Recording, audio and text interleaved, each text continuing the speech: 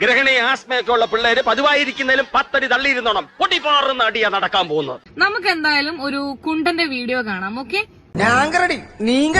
ഈ ഹെൽനോസ് പാട്ട് ഞാൻ ഒരിക്കലും സോഷ്യൽ മീഡിയയിൽ വന്ന് സംസാരിക്കാമെന്ന് വിചാരിച്ചൊരു കാര്യമല്ല. എന്റെ ഇൻസ്റ്റാഗ്രാമിൽ സംസാരിക്കണമെന്ന് വിചാരിച്ചതായിരുന്നു.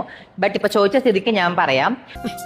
ഒന്നും കൂടി ആലോചിച്ചിട്ട് ഞാൻ മലം പൊട്ടി നിൽക്കുന്ന ആനയാണ്.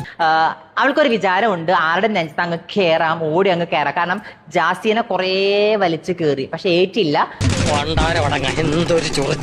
അവസാനം ദീപ്തി കല്യാൺ അടുത്തേക്ക് വന്നിരിക്കുകയാണ്. എന്റെ പൊന്നു മോളെ, ഞാൻ എന്റെ സോഷ്യൽ മീഡിയയിൽ പറഞ്ഞ പോലെ തന്നെ ഇതോടെ ഞാൻ പറയാണ്, നിർത്തിക്കോ. ഇനി മേലാൽ ഒരു ട്രാൻസിന്റെയും ലൈഫിലേക്ക് കയറി ഇടപെടരുത്. ഒരു മനുഷ്യരുടെയും ഒരാളുടെ കാര്യത്തിലും ഇടപെടരുത്. ഇടപെട്ട് കഴിഞ്ഞാൽ ഇടി കേരളത്തിലെ എല്ലാ ട്രാൻസ്ജെൻഡേഴ്സും നിന്റെ കുടുംബത്തെ കയറി ഞാൻ ഇറങ്ങും എന്ന് പറഞ്ഞാൽ ഇറങ്ങിയിരിക്കും.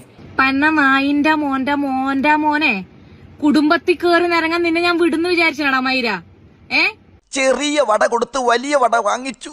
ഇനി മേലാൽ കഴിഞ്ഞത് കഴിഞ്ഞു, ഇനി കയറരുത് കേട്ടോ. ഇത് ഫസ്റ്റ് ആൻഡ് ലാസ്റ്റ് വാർണിംഗ്. ഇതിനെ കുറിച്ച് 2 വാക്ക് പറ. ഇതിനെ കുറിച്ച് നിന്റെ താഴത്താടുന്ന ആ അണ്ടിക്ക് ഉറപ്പുണ്ടെന്നുണ്ടെങ്കിൽ നീ എന്റെ കുടുംബത്തെ പോട്ട് നീ നാട്ടില് കാലൂത്തി കാണിക്കടാ. തെറി കേട്ടിട്ട് ഇവളുടെ വീട് കൊടുങ്ങല്ലൂർ ഭാഗത്ത് എവിടെയാണെന്ന് തോന്നുന്നു. നിന്റെ കുറച്ച് കാര്യങ്ങൾ ഞാൻ പറഞ്ഞുതരാം. ഇവനുണ്ടല്ലോ ഈ സനോജ് എന്നല്ല ഇവന്റെ പേര്. ഇവൻ ഇപ്പോഴും ചെയ്യുന്ന പരിപാടി തൃശ്ശൂര് KSRTC ബസ് സ്റ്റാൻഡ്.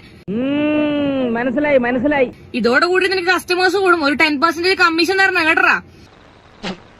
പിന്നെ ഇവൻ അവിടെ രാത്രി കുണ്ടനടിക്കലാണ്. നിന്റെ ശരീരമാണ് നിന്റെ കുണ്ടിയാന്ന് നീ ആർക്ക് വേണം കൊലത്തി കൊടുത്തോ. ഞാൻ വിചാരിച്ച പോലെ തന്നെ ആയി. പ്രായപൂർത്തിയാവാത്ത ആൺകുട്ടികൾ അടുത്തടക്കം പോയിട്ട് ഇവൻ ഈ പരിപാടിക്ക് നിൽക്കുന്നുണ്ട്. പിന്നെ ഇവന്റെ ഒരു പരിപാടി വെച്ച് ഒരാൾ പറഞ്ഞിട്ടുണ്ടായിരുന്നു, പിന്നെ റേറ്റ് ചോദിച്ചു കഴിഞ്ഞാൽ റോട്ടിൽ തന്നെ ഊരി കാണിച്ചു കൊടുക്കും പോലും ഇവൻ. എടാ സനോജേ, നീ കുടുംബത്തിൽ കയറി കളിക്കുന്നു പറഞ്ഞില്ലേ? നിന്റെ തന്തക്കും തള്ളക്കും നീ ഈ റോഡ് സൈഡ് പോയിട്ട് കുനിഞ്ഞു കൊടുത്തുണ്ടാക്കുന്ന പൈസയെ തിന്നിട്ടുള്ള ശീലം ഉണ്ടാവുന്ന വെച്ചിട്ട് എല്ലാരും നിന്റെ തന്തയും തള്ളയും നിന്റെ കുടുംബമാണെന്നുള്ള ധാരണ നിനക്കുണ്ടെന്നെ അത് വേണ്ട. എടാ ഇവള് നമ്മളെക്കാളും തറയടാ. നീ എന്നാടാ വിചാരിച്ചേ? നീ കുണ്ടാ, നീ എന്താണ് വിചാരിച്ചേ?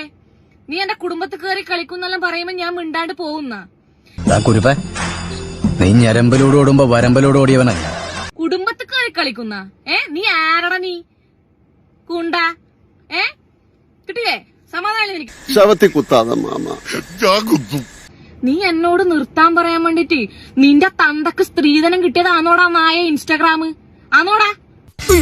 ഇങ്ങനെ തെറി വിളിക്കല്ലേ, ഒരു മനസ്സിനാണ് ഞാൻ. കുടുംബത്തിൽ കയറി കളിക്കും പോലും നീ ഉണ്ടല്ലോ, നീ കുനിഞ്ഞു നിന്ന് ജീവിച്ചാ മതി, അല്ലാണ്ട് ഇങ്ങോട്ടുണ്ടാക്കാൻ വരണ്ട.